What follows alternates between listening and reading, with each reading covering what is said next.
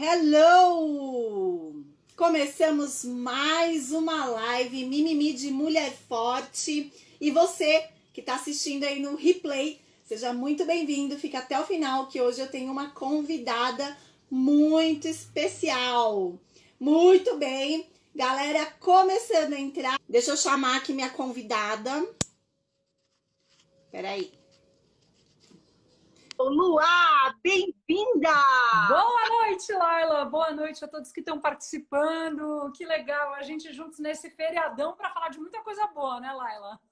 Isso aí, feriadão delícia. Já que estamos em casa, não podemos sair, vamos Exatamente. falar de coisa muito boa, porque você, para mim, é uma pessoa que inspira gratidão por onde você passa, você respira isso, É né? E verdade. você sempre tem uma mensagem.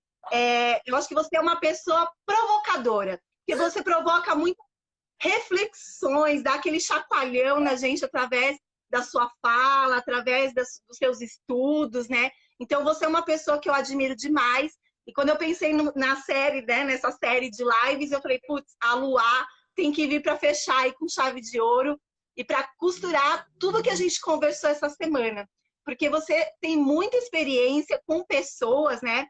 A Sim. Luá, gente, vou até falar aqui o que ela é, ó. Fala, A gente. Luá, ela é comunicadora a 360 graus, então Uhum. ela trabalha aí com diversas formas de comunicação, além de ser palestrante, trabalhar com empresas, com o mundo corporativos, e é empreendedora do projeto também Walking Talk, Sim. que a gente vai falar um pouquinho sobre o que é isso. E além disso, a Luá é uma aventureira, viajante do mundo aí, e está sempre em busca de conhecimento em relação a nós, né? Em relação aos nós seres humanos que habitamos esse planeta. E nesse momento de quarentena, né, que a gente está em casa, eu acho que todo mundo acabou se voltando muito para dentro e Super. refletindo sobre si mesmo, se conectando, encontrando outros propósitos ou o seu propósito mesmo, tudo isso. E por isso que, para mim, conversar com você está sendo aí um prazer. Então, muito bem-vinda, viu, Luá? Nossa, gente, super obrigada. Que responsabilidade, hein, Laila? Ter que fechar essa sessão nessa série de lives tão lindas que você está fazendo com várias mulheres de poder aí. E eu estou vendo já vários amigos entrando, então eu agradeço a cada um de vocês que está presente nesse feriadão, 9 horas da noite, aqui nessa live. A Sueli, maquiadora, me deu um oi, diz que me adora, sei lá, né, Sueli? Queria tanto você para me maquiar, mas dura essa Né? quarentena sem maquiagem profissional. E Laila, eu te agradeço muito de verdade por esse convite. Eu também te admiro muito, você sabe. Eu acho muito legal também trazer um ponto de conexão, porque eu e a Laila trabalhamos num projeto muito legal juntas, né, Laila? E eu tenho muita gratidão por você. Eu fui desenvolver um trabalho com corporativo, gente, resolvi levar vários executivos para uma tribo indígena, para eles poderem experimentar os valores, né, das tradições indígenas, para tomar um choque de realidade mesmo e trabalhar certos valores que eram necessários por aquela companhia. E foi a Laila que conseguiu possibilitar que esse meu sonho virasse realidade, né, Laila? Com a sua empresa Foi muito. Mantra, você me ajudou muito em várias atividades, levando todo mundo para lá. E a gente trabalhou bastante tempo juntas, né? Foi muito bom. Graças a Deus te agradeço muito. Foi muito legal, porque através desse projeto você conseguiu levar para as pessoas de um mundo corporativo, né, de alto Uhum. nível, uma outra realidade, uma outra perspectiva. E eu acredito firmemente, fortemente, que as viagens provocam isso na gente, Super. né? Eu gosto muito de trabalhar, antes a gente falava que fazia viagens de experiência. Uhum. Hoje a gente faz viagens de transformação. Eu acho Sim. que não basta experimentar, tem que provocar alguma coisa e a gente sair dessas experiências transformados, né? Super. Agregando com essas culturas diferentes, como foi nessa experiência da aldeia, né? Com esse grupo que você conduziu de uma maneira extraordinária, brilhante e provocativa, porque eu acho que isso que é muito legal em você. Sim. Você provoca isso nas pessoas, né? Essa reflexão, esse pensamento que muitas vezes a gente vive tanto no automático e não para pensar, não para se enxergar, não para se ouvir, para se sentir. Eu acho que você sempre entra com esse papel de fazer distrair da gente o que está ali enraizado, escondidinho muitas vezes. Eu não sei, eu acho que está em mim. Eu tenho um olhar que eu não sei, isso desde que eu sou muito pequena, sabe? De eu olhar para as pessoas E eu sempre vejo o copo mais cheio. Eu costumo sempre reparar na luz de cada ser humano e não na sombra. A gente sabe que a sombra existe, mas o meu olhar ele é muito direcionado para a luz. Então, do outro, né? E eu acho muito legal quando a gente espelha para o outro, às vezes algo que nem ele sabe que ele tem. Então, acho que esses projetos todos, processos, viagens, né? Todas elas, se você ficar muito atento, eles vão te levar para esse caminho de uma transformação e de você reconhecer muito do que você tem, qual é a sua essência. Isso eu acredito demais, Laila, de verdade. Você sabe disso que você leva um monte de gente, né? De mulheres a grupos mistos, para as montanhas, para grandes desafios. Eu acho isso muito legal. Para o meu público que está entrando, que tem bastante gente que entrou aqui do meu lado, a Laila, ela é incrível, ela desenvolve vários projetos de aventura e na aventura ela gera essa reflexão de transformação. Então é muito legal. Gosto É demais isso. do que você faz. E a galera do Instagram da Luá aí que está entrando na live, sejam todos muito bem-vindos, sentam-se, sintam-se à vontade, vocês estão em casa. Ô Lu, Oi, quando eu te querida. conheci, a gente se conheceu na Adventure Fair. Uhum. E eu lembro que quando me apresentaram, falaram, Luá já fez a volta ao mundo 2 vezes, já Não, fez o caminho uma! de Compostela. Ah, uma vez? Uma Não vez, sei por que eu sabia que era 2. É que você viaja demais. Eu acho eu que o tanto viajo que você já bastante. viajou, você dava para ter dado umas 5 voltas. Não, isso pode ser verdade, mas a volta ao mundo inteira de uma Foi vez uma foi. vez, então E vamos eu demorei corrigir. 2 anos para fazer isso, gente, senão também é demais, né? Foi um projeto Ó, que o foi muito Rafael Raime, que trabalhado. é calador lá do Rio de Janeiro, bem-vindo, Rafa.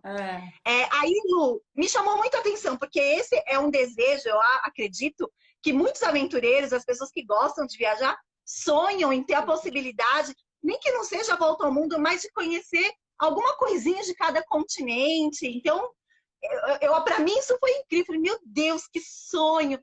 E eu queria que você contasse um pouquinho como é que foi. Você já falou que demorou 2 anos dois aí. E eu anos. queria saber por que você resolveu dar a volta ao mundo e como é que foi essa sua experiência aí. Bom, primeiro eu acho que eu vou começar com uma frase que eu gosto de terminar certas palestras que eu dou, que é do Benjamin Disraeli, que ele diz assim, olha, a vida é muito curta para ser pequena. E acho que essa frase é uma frase que todo mundo tinha que ter dentro do coração, assim, né? Anotada assim num caderninho todo dia do lado da cama ou no celular, porque se a gente olha, observa bem essa frase, ela pode gerar uma grande transformação na gente. Então, um determinado momento, eu comecei a rever a minha profissão, né? Eu não tinha mais certeza se o caminho que eu estava seguindo era o caminho correto, se realmente aquilo tinha a ver com o meu propósito de vida. Eu tinha muitos questionamentos. E então eu queria sair da minha zona de conforto justamente para eu encontrar a minha essência de volta. Olha que coisa. Então essa foi a primeira ideia. Mas no início, essa é uma viagem curta, uma viagem para passar uns 2, 3 meses viajando para um reencontro, um questionário das minhas habilidades, da minha profissão e tal. Só que daí, nesse meio tempo, foi super engraçado, porque eu acabei conhecendo o Danilo, que é meu companheiro até hoje. Então, a gente estava Ah, num... vocês não, A gente fazia um... vocês não se conheciam? Não, a gente não se conhecia. Eu acabei conhecendo ele num curso de filosofia mítica, que eu fazia, ele também fazia, mas em dias diferentes. E um belo dia o nosso professor nos juntou as turmas e a gente acabou se conhecendo. E daí começou um quais, uma conversa, os dois solteiros. Aí quando a coisa começou a engatar, eu falei, olha, só que de repente é difícil se animar, porque eu estou muito volátil nesse momento e eu quero sair mochilando pelo mundo, né? Aí ele falou, ué, não posso ir junto? Eu vou ali, Claro, ali. que lindo! Mas será que vai dar certo, né? E aí, no final das contas, esse sonho que era um sonho muito voltado para o meu autoconhecimento, com a entrada, o ingresso do Danilo, que eu acho que todo sonhador, juro, assim, quanto mais, né, parceiros ele tiver, mais fácil ele decola no sonho dele. No caso, o Dan foi um parceiraço, assim. Aí a gente resolveu, de um sonho pessoal, transformar isso num projeto, porque ele também tinha um sonho de viajar, também tinha um sonho de morar fora. E eu já trabalhava com motivação, né, nas empresas, trabalhando em forma de eventos, né, e várias atividades que eu fazia. Então eu falei, bom, tem uma coisa que tem muito, faz muito parte de mim, trabalhar e descobrir o que motiva as pessoas no mundo com mais profundidade. E aí esse tema acho que aderiu, né, ao Danilo, e aí a gente começou a formatar esse projeto. Então a gente deu uma volta ao mundo que tinha como propósito descobrir o que motiva as pessoas das mais variadas raças, credos e culturas ao redor do mundo.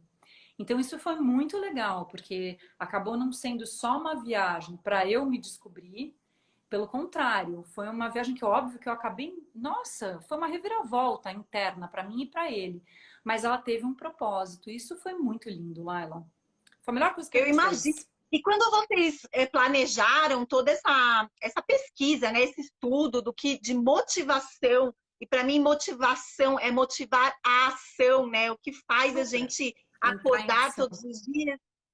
Quando vocês planejaram tudo isso, a intenção de vocês era conversar com que tipo de pessoas, assim, o que vocês estavam buscando quando vocês iam conversar com as pessoas nesses diversos lugares? Quantos países foram no total dessa volta ao mundo? A gente nunca imaginou na vida que nós fôssemos passar 2 anos viajando. De verdade. A gente tinha um projeto que na cabeça a gente tinha idealizado com uma verba para passar 6 meses, sabe? E a gente tinha mapeado 16 países. Mas assim, de verdade, o que a cabeça pensa, nem sempre, ou o papel aceita, nem sempre a gente consegue fazer na prática. Seria muita loucura. Na prática, eu consegui em 6 meses visitar 16 países. Então já tinha um furo aí. E é muito legal essa coisa da adaptação na viagem, que a gente foi vendo que aquilo seria uma coisa impossível. Então, no final das contas, a gente acabou viajando mais de 2 anos. Ela cresceu a viagem pra caramba. E a gente acabou conhecendo 28 países nessa volta ao mundo. E foi super legal. A gente foi seguindo a rota do verão nos continentes. E foi super bonito. A gente começou pela Oceania, né? E foi voltando para casa depois. Foi para Ásia, África, Europa e foi voltando. Então foi super interessante. E foi tempo suficiente para uma grande transformação, né? Porque você passa 2 anos com 15 quilos nas costas, com uma mochilinha, né? Conversando com várias pessoas, né? Captando várias imagens. Transformador. E agora eu passo para as pessoas. Bom, que tipo de gente que a gente queria entrevistar? Também isso mudou. No começo, a gente levou uma teoria junto com a gente, que era uma teoria grega, inclusive do curso que a gente fazia de filosofia mítica, que os gregos antigos, os gregos clássicos, né, da época helênica, eles acreditavam que as pessoas, quando desenvolviam seus talentos e habilidades, e elas trabalhavam, elas exerciam, mesmo que não fosse através de trabalho, fosse através de um que a gente chama hoje de hobby, elas eram mais motivadas do que as demais. E eles meio que quase que provavam que pessoas mais motivadas, inclusive, eram mais saudáveis. Então, é quase como se eles polinizassem isso naquela sociedade. Então, a gente aprendeu isso, colocou isso no coração e falou: será que é verdade que pessoas que exercem seus talentos e suas habilidades fazem aquilo que elas amam? Elas são mesmo mais motivadas do que as outras? Então, a gente foi com essa indagação. Então, no começo, a gente queria meio que olhar para talentos meio evidentes. Então, por exemplo, a gente estava lá na Austrália, que foi o primeiro país que a gente visitou. Então, opa, vamos ver, tem um super de um fotógrafo de Sydney, incrível, com uma super exposição. Vamos tentar falar com ele, vamos marcar e vamos ver se a gente comprova essa teoria. Então, a gente começou a fazer muito isso.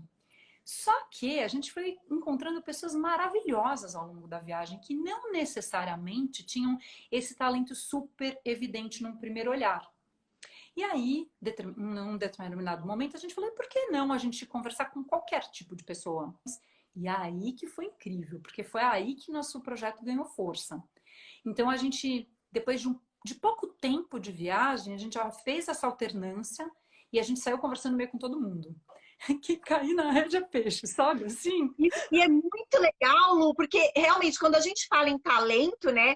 E realmente a gente pensa que quem consegue viver do seu talento é muito mais motivado, é muito mais feliz. Mas a gente pensa em talentos como grandes escultores, grandes Não. pintores, grandes artistas. E não, né? Todo mundo tem um talento, que não necessariamente seja escrever muito bem, ou cantar muito bem, ou dançar muito bem. Cada um tem um talento dentro Porque, de si. na verdade, talento, ele não é necessariamente uma palavra que está atrelada a dons artísticos. E todo mundo pensa muito assim. Então, é dançar, cantar, pintar. Opa! E os médicos, que têm um talento, uma vocação para a cura, né? E as parteiras, que têm uma vocação para extrair um bebê, um novo ser do ventre de alguém. Né? Então, quer dizer, a gente tem um chefe de cozinha que ele tem o dom de, através dos aromas, proporcionar sabores incríveis para o nosso paladar. Então, acho que assim, são as mais variadas. Por exemplo, o meu talento, ele é E é uma coisa que nem legal. é ligado a nada, é tipo um talento talvez ligado à comunicação. Então, a gente tem um espectro muito grande. Se vocês quiserem, vão comentando quem reconhece os seus talentos, habilidades, E acho que a gente não tem só um, são alguns, É isso vários. aí. Ó, coloca nos comentários aí quais que são os talentos de você. Mas e aí, Lu? Continua da história. O que vocês conseguiram descobrir? Ou teve alguma história que marcou mais? Como é que foi esse Olha, processo eu aí? acho que tiveram muitas histórias. Tem uma coisa muito interessante, porque foi até assim, para a gente que queria buscar um talento evidente, conversar com essas pessoas, foi uma quebra de paradigma muito grande quando a gente começou a perceber que pessoas extremamente simples ensinavam para nós grandes lições. Grandes. Então, por exemplo, a gente uma vez, eu lembro super bem que a gente estava num vilarejinho de pescador pequenininho no Laos, na margem do rio Mekong, com pessoas muito, muito, muito simples, uma criançada que você não acredita. As pessoas vivendo de uma maneira muito simples.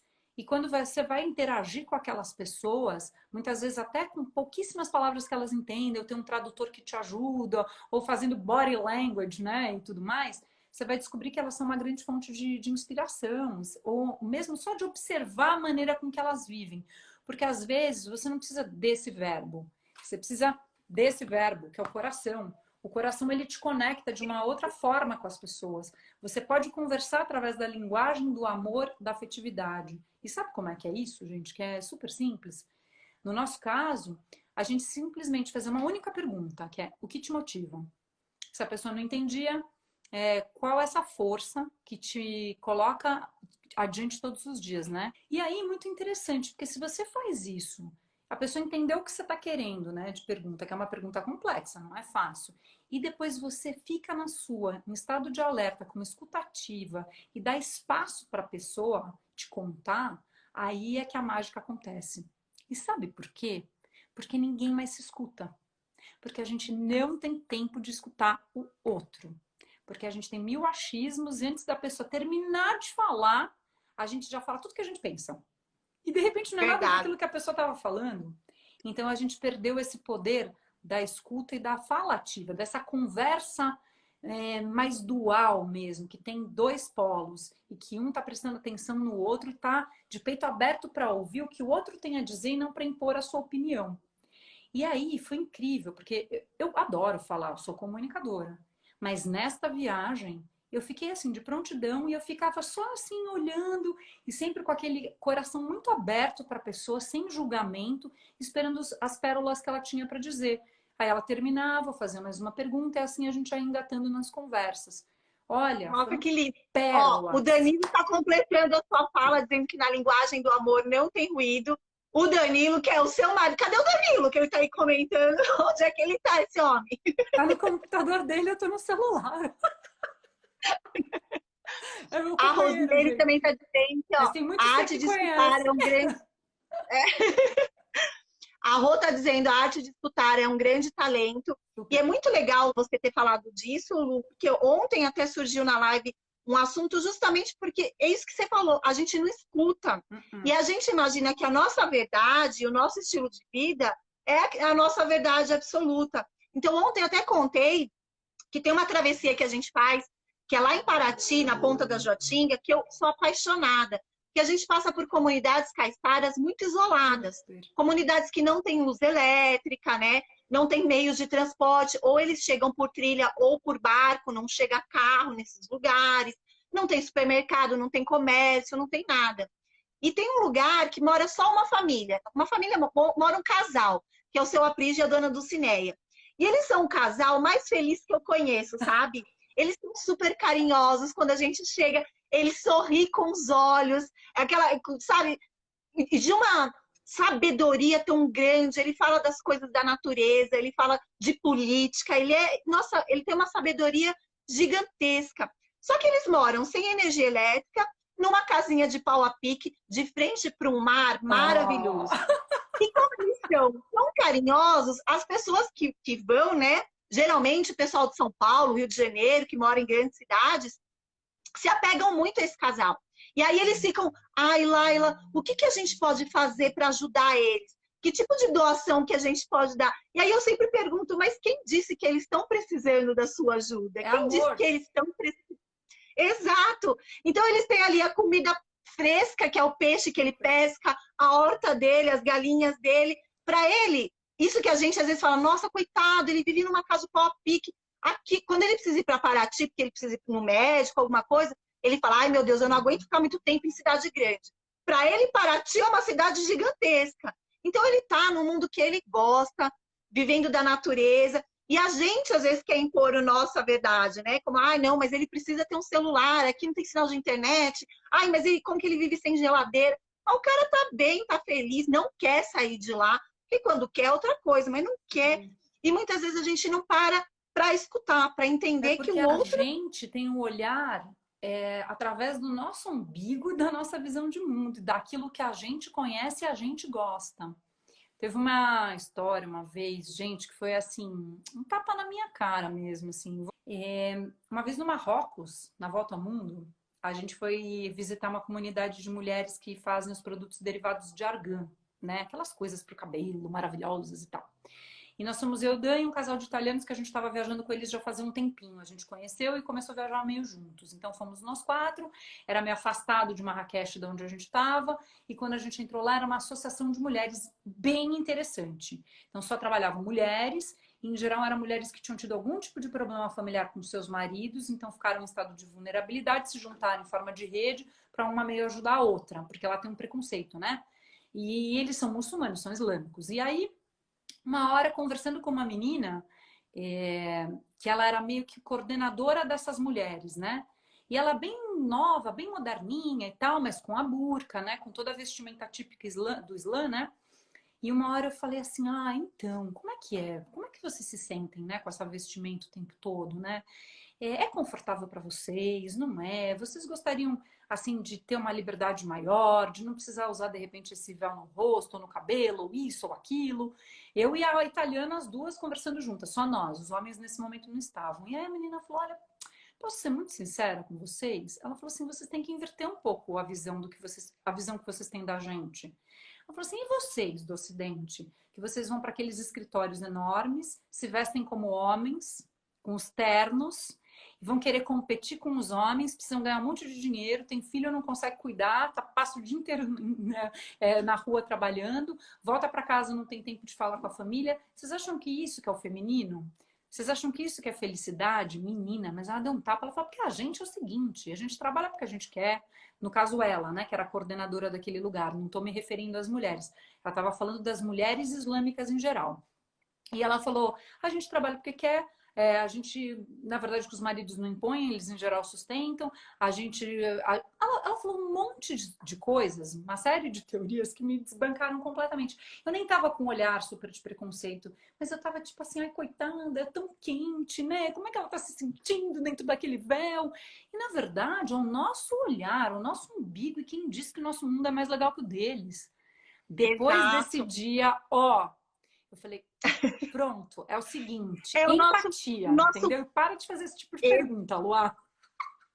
É o nosso pré-julgamento, né? E como a gente às vezes vê aqueles rituais nas aldeias, nas tribos indígenas, da passagem da criança para o adulto, em que o menino tem que colocar a mão e ser picado por um monte de formiga, ou vai para o meio da mata e tem que caçar e fica sem comida, e a gente fala, ai, mas que dó. E aí, quando a gente pensa na nossa sociedade, que o jovem precisa, ali com 17 anos, decidir que faculdade ele vai fazer, o que ele vai trabalhar a vida inteira, tem um vestibular, tem competitividade. Isso para eles passou ali, fez a picadinha de formiga, pronto, virou homem, não tem que provar mais nada para ninguém. Não, e são E a ritos gente aqui tem um monte de ancestrais. coisas achando que o nosso mundo é o mais colorido, né?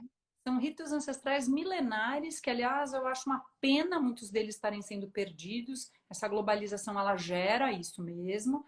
Mas o negócio é o seguinte, a gente, quando começa a conhecer culturas que são muito diferentes da nossa, o legal é a gente meio que tentar entender e se possibilitar um alargamento de visão de mundo.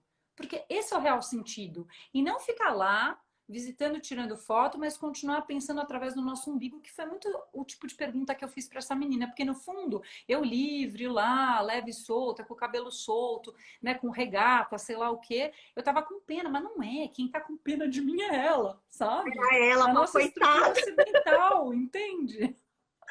E quando eu acho que quando a gente tem esse alargamento de mundo, né, a mente da gente expande, né? Como já Muito. diz lá, quando a mente expande não volta mais ao tamanho normal. E quando a gente está aberto a entender, não é que a gente precisa ser igual, você não precisa voltar de lá e começar a usar uma burca. Ah, não, meu, agora eu vou começar.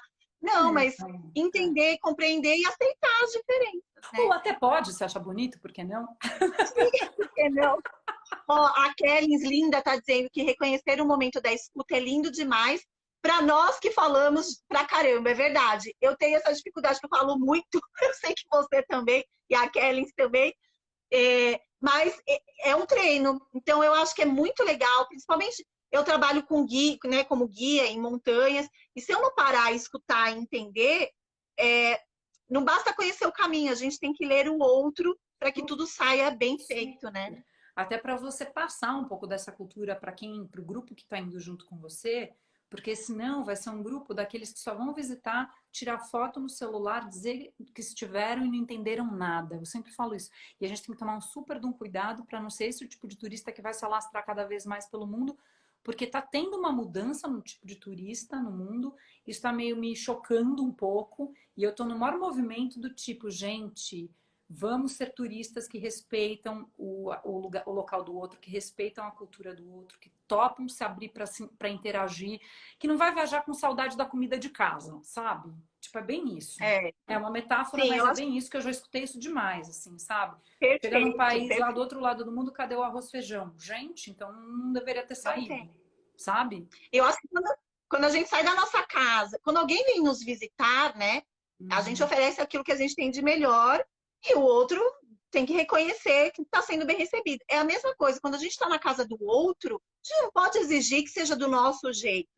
E é isso que você falou. Eu adoro quando eu viajo, adoro experimentar comida de tudo que é coisa diferente, fazer coisas diferentes, porque é isso que vai enriquecer. Se for para eu ter o meu arroz e feijão, eu fico em casa e como na minha casa, não preciso gastar dinheiro. Né? Eu acho que assim, ninguém precisa passar por cima daquilo que pode ser nocivo, né? Então, por exemplo, se tem uma coisa que você não gosta de jeito nenhum, ou que você não quer de jeito nenhum, um rito que você não quer participar de jeito nenhum, não tem problema, porque aquilo pode ferir a sua alma. Mas você está aberto para trocas e para experienciar, experimentar coisas que você ainda não provou, não viu, não sentiu. Eu acho isso muito legal, entendeu? É aí que a gente cresce. Só queria dizer uma coisa, entrou um monte de gente que eu gosto. E eu queria agradecer a cada um de vocês que está entrando, está postando, está mandando coraçãozinho. Obrigada, meus amigos. Olha, hoje já são 9h30 do feriado e vocês aqui com a gente. Muita gratidão, de verdade. Muito legal, muito legal. Sejam todos bem-vindos aí. A Bernadette está dizendo que pelos interiores do Nordeste ela conheceu tantas pessoas tão felizes e em meio a tantas diversidades. E é isso, né? Eu acho que tem gente feliz em tudo que é lugar. Eu acho super. Deixa eu ver se tem mais. Tem gente que tem uma simplicidade absurda e nessa simplicidade absurda tem uma felicidade que irradia, assim. E eu acho que essa que é a beleza de mundo. Às vezes a gente reflete que a gente tem tanto às vezes e a gente não é feliz. Essa sociedade moderna é muito complicada, muito complexa. É como você disse, essas pessoas de Paraty, dessa trilha que você faz, que não tem energia elétrica, que não tem uma série, né, de coisas que a gente tem, né? E, na verdade, que eles são extremamente felizes e duvido que eles trocassem a casinha deles por qualquer lugar no mundo. A gente precisa, acho que, ser mais grato, sabe? Por todas as conquistas, por todas as coisas que a gente tem, por tudo que a gente tem ao redor, pela rede de contato, família e tudo mais. Essa quarentena está sendo, na verdade, incrível para isso, né? Para a gente aprender a agradecer, sabe? Inclusive a nossa saúde. É verdade. Quem está aqui na live é porque está super bem e tem que agradecer, sabe? Né? E reconhecer, às vezes a gente não enxerga, né? Eu mesma passei. A gente não pode dizer que a gente sempre flores, né? Principalmente quem tem Instagram que nem eu, você que é de viagem, né? Mostra aquelas coisas lindas. Só que a gente não tá todo dia bem. E nessa quarentena eu passei por alguns momentos também de paralisia, de falar, putz, vou ficar aqui, não vou fazer nada, esperar tudo passar. E comecei a ficar, de fato, muito mal. E aí eu comecei a receber tanto carinho, Lu. Ô, Lu, e fala um pouquinho. Pirenópolis entrou. Oi, Eni, tudo bem? Estamos cuidando bem do seu cantinho aqui. Esqueci de falar isso, que você mora em Pirenópolis, que, aliás, é um lugar repleto de cachoeiras, de natureza, maravilhoso. Que delícia. Você tem um quintal lindo aí na tua casa. Na verdade, que eu divido bastante, né? Pirenópolis com São Paulo ou com outros lugares que eu viajo trabalhando.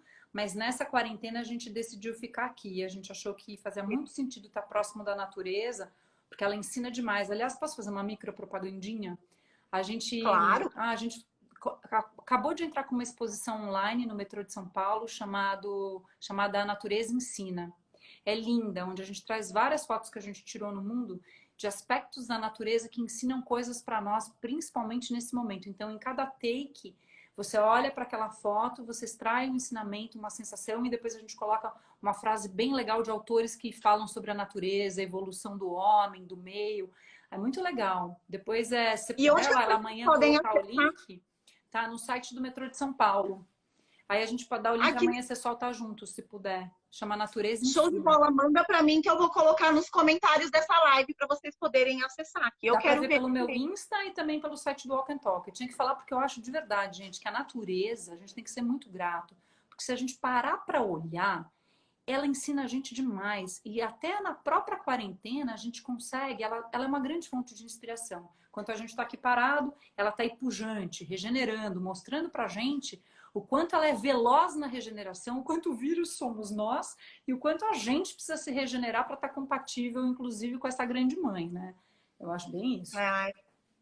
Ô Lu, fala para mim um pouquinho do Caminho de Santiago, quando você fez Caminho de Santiago também, e aí você já tinha um outro propósito quando você foi para lá. Quando você fez a volta ao mundo, você foi para estudar, entender a motivação Sim. e encontrou essa motivação nas pessoas simples, nas coisas simples, né?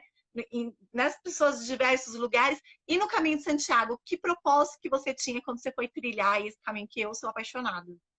Ó, só queria dizer uma coisa para todo mundo. Fazer uma volta ao mundo não é um negócio super fácil, mas é possível desde que, né, você se planeje, tenha sorte com o câmbio do dólar, uma série de fatores. Mas tem um outro lugar, que é o Caminho de Santiago, que gera na gente um efeito parecido com o da volta ao mundo, de verdade, em termos de mudança, de ressignificação, de transformação. Ele é mais rápido, ele é muito mais barato, você pode fazer ele numas férias tradicionais. E eu indico para todas as pessoas do planeta. Eu falo o seguinte, se todo mundo fizesse o Caminho de Santiago, não importa a religião, porque ele não é essa via religiosa, né? É uma via, vou chamar de espiritualista, né? Para você se reconectar com a sua essência. Eu falo que não existirão guerras, porque seria impossível, depois de você experimentar todas as benesses do Caminho de Santiago, não tem como você sair de lá e querer fazer guerra com alguém. Eu falo, gente, vai todo mundo pro caminho e a gente muda o mundo. Foi muito legal. O Caminho de Santiago acabou acontecendo, acho que foi um pouco menos de um ano depois que a gente voltou da volta ao mundo. Na verdade, que a gente voltou e eu fiquei muito mal de ter voltado, de verdade, assim. Eu não estava preparada para voltar, mas a gente estava precisando já voltar. Mas eu não estava com meu coração preparado ainda, eu queria ter ficado mais um tempo. O Dan estava já no momento que ele queria voltar e a gente acabou decidindo por isso. Mas eu tive assim, não vou falar depressão, mas eu fiquei muito mal, porque eu voltei para o Brasil, eu não reconhecia minhas coisas, não reconhecia direito meus amigos, as minhas roupas, a minha casa. Eu acho que eu voltei tão diferente que eu tive um choque de realidade. Para ser sincero, acho que até hoje eu tô me buscando, sabe? As duas, a de antes e a de depois. Olha, eu imagino que uma experiência tão forte e por muito tempo, porque foram 2 anos, né? Eu acredito Mais mesmo que a dois. volta. Quando eu fiz o Caminho de Santiago, eu passei por isso, de na volta não me reconhecer, não reconhecer. Parecia que era uma vida, que eu estava assistindo uma vida que não era minha. E Pois eu é. era espectadora só. Eu tinha loja na época. Cada vez que eu fechava a porta da loja, eu respirava fundo e falava, meu Deus, o que que eu estou fazendo aqui? Assim, era uma coisa muito louca. E eu imagino que uma volta, né, a volta da volta ao mundo deve ter sido, e com certeza deve te abalar até hoje, assim, né? Não, foi assim uma coisa de verdade mesmo. E aí eu relutei demais em ficar em São Paulo, até um dos motivos pelos quais acho que a gente saiu buscando lugares para viver até a gente chegar em Perinópolis, entende? Não que a gente não vá para São Paulo, que a gente não gosta de São Paulo, não tem nada disso, mas a gente quer hoje em dia estar cada vez mais próximo da natureza, morando perto da natureza mesmo. Em lugares menores, menos ruidosos, tudo que a gente, né, todo mundo que mora em cidade grande já sabe, muitos procuram. Agora, voltando para o Caminho de Santiago, o que que acontece? Aí eu voltei e depois eu comecei, Danilo, a gente precisa viajar de novo, não aguento. Eu via qualquer pessoa passando com uma mochila nas costas, eu começava a chorar. Verdade, de emoção. Eu tinha um negócio que começava a cair lágrimas. Olha o mochileiro passando, eu quero minha mochila. E aí foi super engraçado, que então para onde a gente vai? E aí o caminho escolhe você. Quando você tem que ir para o caminho, parece que tudo vai se sintonizando, sincronizando, as pessoas vão te dizendo, o caminho aparece, ele se revela e você percebe que você tem que ir. E foi bem isso que aconteceu. E aí a gente falou, beleza, mas vamos também fazer um projeto. A gente tirou, né, bloqueou a agenda 60 dias. O caminho pode ser feito em 30 e poucos dias, tá, gente? A gente fez uma via maior porque a gente estava fazendo um projeto. E a gente foi estudar superação. E a gente foi coletar histórias do caminho de Santiago. Então, por que que os peregrinos estão lá naquela via? Em vez dele decidir passar as férias, sei lá, nas Ilhas Gregas, o que que ele está fazendo lá no caminho de Santiago, andando 800 Andando quilômetros, 800 pessoal? quilômetros. Né? Todo dia, lá, vambora, e o pé dando bolha, cada um passando por suas mazelas. O meu pé não teve bolha, graças a Deus, mas eu conto o segredo depois. Mas, e aí a gente foi fazendo isso. Então a gente acabou ficando 52 dias. Aí você fala, por quê? Como? Você lerdeou super? Não foi que a gente lerdeou para caminhar, mas a gente escolheu alguns pontos que tinham histórias fortes ou de pessoas, hospitaleiros, que a gente chama, né? As pessoas que nos recebem lá, pessoas que mudaram para o caminho de Santiago e transformaram suas vidas, que a gente ouviu falar e tal. Então a gente foi indo atrás dessas pessoas. Então a gente sempre marcava 2 dias para ficar naquele local, para a gente poder entrevistar a pessoa e depois sair. Depois, porque o caminho passa por cidades grandes lindas, tipo León, por exemplo, sabe? Que é maravilhosa, Astorga, Pamplona, tem várias. Burgos. Então, a gente também, nessas cidades grandes, a gente ficou de 2 a 3 dias também para dar uma olhada, aproveitar que a gente estava passando por lá. E outra coisa, se você vai na toada tradicional do caminho, você acaba viajando com o mesmo grupo. E é muito curioso, porque vai todo mundo meio que caminhando junto. É sempre forma um grupinho, que por um lado é muito legal, mas não era o nosso foco. Então, às vezes, a gente precisava atrasar para mudar um pouco as pessoas que a gente conversava, entrevistava e falava. Então, a gente fez isso propositalmente. E foi muito legal. Então, assim, a transformação que o Caminho de Santiago gera, para mim, de verdade, 2 anos de volta ao mundo foram mais ou menos, tipo, foi a mesma equação do que esse tempo que eu passei no Caminho de Santiago. É. E que é Bom, mais eu barato, falo mais que fácil, né?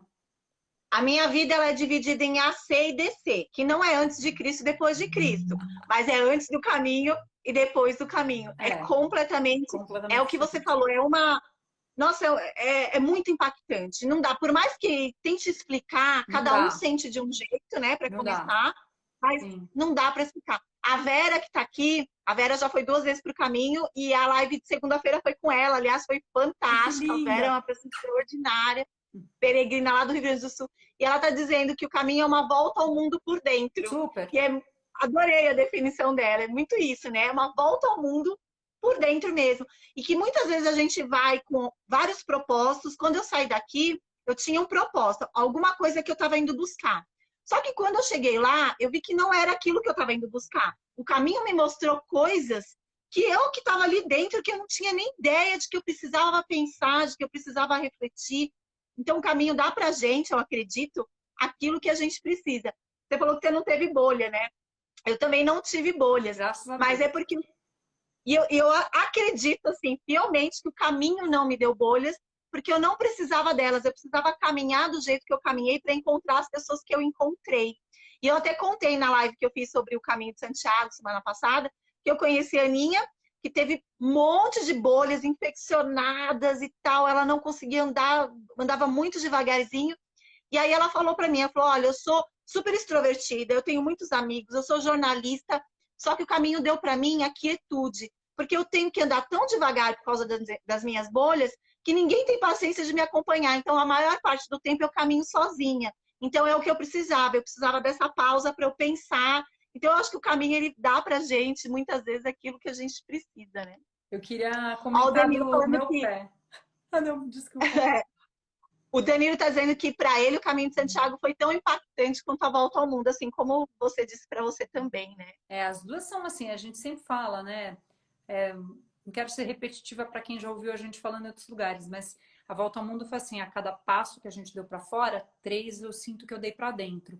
E o caminho faz o mesmo efeito. Então é a volta ao mundo e volta no nosso mundo. O caminho para fora e o caminho para dentro. Acho que toda viagem que você está disposto que ela te gere uma transformação, você vai de peito aberto, é meio isso que acontece. Mas eu queria contar do meu pé, porque é engraçado. É o seguinte, gente, eu não sou super alta, eu tenho 1,70 m. Tem gente que acha que eu sou enorme, mas eu não sou. Mas eu tenho um pé enorme. Meu pé, ele foi para o caminho 39 e ele voltou do caminho 40 e nunca mais mudou de número. E aí é o seguinte, meu pé é um pé desgraçado, que qualquer coisa que eu coloco no pé me dá bolha. Quem me conhece de perto sabe que eu adoro andar de chinelo justamente para evitar isso. Eu sou a fã de Havaianas. Olha eu fazendo merchan aqui. Mas, aí no caminho, eu falei, meu Deus, como é que eu vou fazer? Porque meu pé de olhar qualquer tipo de sapato ou calçado, ele já dá bolha de ver de longe. Aí eu fui comentar com um amigo, porque quase todo mundo que vai tem sempre um instrutor, alguém que foi antes que decide compartilhar as experiências, né? Então teve um amigo nosso que foi incrível, o Adriano Chiófalo, que ele foi um peregrino anterior a nós e, tipo, deu várias lições, ficou 8 horas conversando com a gente sobre o caminho. E aí ele deu o truque, ele falou, não, eu falei, ai, Adriano, eu tenho um pé que é muito sofrido, como é que eu vou fazer? Ele falou, pera, sabe o que eu fiz no caminho? Ele falou, eu falei com o meu pé. Olha Com o só. meu pé, então você fale com o seu pé, peça desculpas, agradeça que ele vai te levar pelo caminho e você vai ver como você não vai ter bolha. Menina, não é que eu fiz isso mesmo desde o primeiro dia. Eu falei, pezinho lindo de princesa 40. Desculpa de eu te trazer aqui, mas é muito legal essa aventura. Então vamos juntos, você vem comigo e não me dá trabalho. E todo dia eu Olha que chegava e legal. falava, que lindo, você não fez bolha, a mamãe te ama, dá beijinho no pé. Eu fiz isso todos os dias. De verdade, eu parava às vezes no meio, quando eu via que ia dar uma bolha, eu parava, tirava a meia, que tem que fazer isso quando ela começa a suar, são as dicas do caminho. Calma, bonitinho, vai dar tudo certo, vamos com a mamãe. Não tive nenhuma bolha. Isso é Nenhuma, não muito sei, legal, impossível, Má, 52 dias, não, nenhuma, zero. olha que demais, porque isso é nada mais é do que auto-amor, né? Você teve o amor por você mesmo, pelo seu pé, e exato. Então, quando a gente tem esse autocuidado, esse auto-amor, as coisas acabam voltando pra gente. E eu acho também, outra viagem que eu falo que é um mini caminho de Santiago, que você teve a volta ao mundo, aí teve o caminho de Santiago, né? Eu não tive a volta ao mundo, mas eu tive o caminho de Santiago. E uma outra viagem que eu sou apaixonada, que para mim funciona como um mini caminho de Santiago, é justamente o Monte Roraima. Que, Super. aliás, vocês têm que ir A gente comigo, precisa ir. viu? Vai ser com você mesmo. Deixa essa quarentena Porque ele acabar, que eu já tô também com vários wishlists na minha listinha. é, né? E eu acho que o Monte Roraima ele é muito menor, né? É uma expedição aí de 6, 7, 8 dias, mas que é muito impactante justamente por conta desse contato com a comunidade local, com esse lugar ancestral que a gente está lá, que é o lugar mais antigo do planeta. Então, ele também dá um chacoalhãozinho na gente, né? O Monte Roraima, para quem quer, não tem ainda tempo de fazer um Santiago tal, indico o Super Monte Roraima, porque é uma viagem de fato transformadora. Tem algumas pessoas que estão aqui na live que já foram para o Monte Roraima e podem dizer aí como é que foi a experiência, porque para mim foi sensacional. Tinha Ô, uma Luá, participante que é podóloga e falou que o pé é nosso alicerce. Eu só queria compartilhar mais uma coisa que eu acho, que você falou do alto amor, mas também não é só isso. Gente, a nossa cabeça, nossa mente, cria a nossa realidade. Então é o seguinte, se você vai para uma viagem achando que você vai ficar doente, que você vai ser assaltado, você pega, se previne de todas as coisas do planeta e você começa a criar essa realidade, mentalizar isso, é isso que vai acontecer. Se você vai para uma viagem falando, gente, não vou ter bolha, não vou passar mal, vou encontrar gente legal, pode acontecer alguma questão? Pode, talvez algum aprendizado ó, que você precise. Mas a probabilidade dela passar bem e você ir tranquilamente é gigante. Eu vou te dizer uma coisa, é muito raro, raro mesmo. Eu conto na palma de uma mão. Às vezes que eu viajei e fiquei doente. Eu não levo caixa de primeiro socorro, sabia? Eu não levo nada de remédio, zero. Talvez uma coisa para cólica, sabe assim? Quando muito. Eu fico sempre quando eu vou para São Paulo eu fico com alguma coisa, mas quando eu viajo eu já viajei para uns lugares difíceis de viajar, climas difíceis, lugares difíceis, com pouco saneamento, e de verdade que, ó, tá aqui, ó, na nossa cabeça. Então, acho verdade. que os aventureiros, quando você preparar falar, quero conhecer tal destino, por mais que ele te pareça ser complicado, longínquo, nananã, você já visualiza que vai dar tudo certo e você voltando feliz para casa, sabe? A probabilidade é muito maior disso acontecer. Perfeito, perfeito. Eu também acho. E a gente, como eu faço muita montanha, acontece muito isso. Às vezes a pessoa tá lá embaixo, olha para cima e já começa a falar: ah, não consigo, não consigo. Não vai Quando conseguir você já mesmo. coloca o não consigo, você vai conseguir que você vai comigo e aí você vai chegar. Mas a dificuldade vai ser muito maior. Então, por que que não consegue, né? Se a gente não tenta. E é exatamente, eu penso também como você. Eu não, nossa, para eu ficar doente, e olha que eu também como de tudo, em tudo que é lugar, e nunca tive problema com estômago, nada disso. Voltando um pouquinho na volta ao mundo, Tá. ela queria saber se você percebeu algum país, algum lugar por onde você passou, que as mulheres têm dificuldade de viajar sozinhas ou em grupos de mulheres. Se tem algum lugar que elas não saem sozinhas, assim, e que lugar seria esse? Olha, os países islâmicos, eu acho que tem todo um cuidado especial para você, acho que não sair por aí sozinha. Mas também depende. Por exemplo, Marrocos, Jordânia, são países que são islâmicos, muçulmanos, mas já são com uma cabeça bem mais aberta, mas mesmo assim tem que tomar cuidado, tá? Tinha um mito antigo, acho que não era nem mito, era verdade. Meus pais foram para o Marrocos antes de eu nascer. E tem uma foto do meu pai e da minha mãe andando no Mercadão, assim, acho que de Marrakech, que eles estão com uma pessoa que era um guia, e o guia tem tipo um espadão, assim, na cintura, na época, né, deles. E porque Para diziam defender. que... e minha mãe foi né, ela, quando jovem, foi uma mulher maravilhosa, ela é bonita até hoje, mas era assim, um desbunde. Daí ele falou, olha, se o senhor for com a sua mulher para o Mercadão, você vai voltar sem, porque todo mundo vai querer roubar. Trocar por camelo, sequestrar, sei lá. Então, eles andaram grudados meio com essa pessoa que foi protegendo e na época tinha é, essa história aí. Não sei como é que era. Minha mãe voltou sã e salva, mas que tinha, tinha. E, por exemplo, Já quando eu fui... pensou se você vai para esse lugar e fica lá e o Danilo volta com 6 camelos? Pois é, gente. Mas será que só 6 eu tô valendo? Gente, não pode valer uns 12, não. Um número bom, os 12 apóstolos. Mas, Ô, eu Lu, sei. Não, deixa eu só completar, porque, por exemplo, mesmo em Marrocos, em Fez, a Medina de Fez é uma Medina que a gente já tinha escutado que não era muito friendly a turistas ocidentais e tem uma coisa com as mulheres. Então, eu realmente eu senti uns olhares meio estranhos, mas eu também estou muito ancorada na minha e vamos que vamos, entendeu? A Índia também não é um lugar super facinho. A gente foi andar em Nova Delhi, eu fui sofri pequenas coisinhas que aconteceram no caminho, nada super terrível, mas foi um lugar que eu me senti muito assim vista, e gente tipo vibrando uma energia meio estranha. E tem lugares também que é o seguinte: nós mulheres precisamos entender o código o dress code do lugar. Então, se você não for com o código visual, de vestuário do local, a gente sim pode ser bastante molestado. Então, assim, lugares que pedem para as mulheres cobrir o colo, ou o taco de manga longa, ou colocar o lenço na cabeça em certos lugares, tem que colocar, porque assim, é a cultura do local, e a menos que você queira ser olhada de mau jeito. Porque assim, a gente pode ser livre por dentro, não precisa ser o tempo inteiro livre por fora na cultura alheia. Tem que ter um respeito. sim. Então, eu respeitei bastante esse dress code, mesmo em dias de super calor, sabe? Tem que respeitar. Exatamente, é uma questão de respeito, você saber como que é o lugar. É que nem, por exemplo, lá no Monte Roraima, a gente sobe com os indígenas locais. Uhum, E lá eles acreditam que a gente não pode gritar, porque quando grita incomoda os espíritos dos pajés, que moram lá no topo do Roraima e tal. super. A gente que é daqui, principalmente brasileiro, tem essa mania de subir, chegar no... E a gente entendendo isso, a gente não faz para não ferir justamente essas pessoas que estão acompanhando. E com vestuário é do mesmo jeito, então a gente tem que. É uma questão de respeito.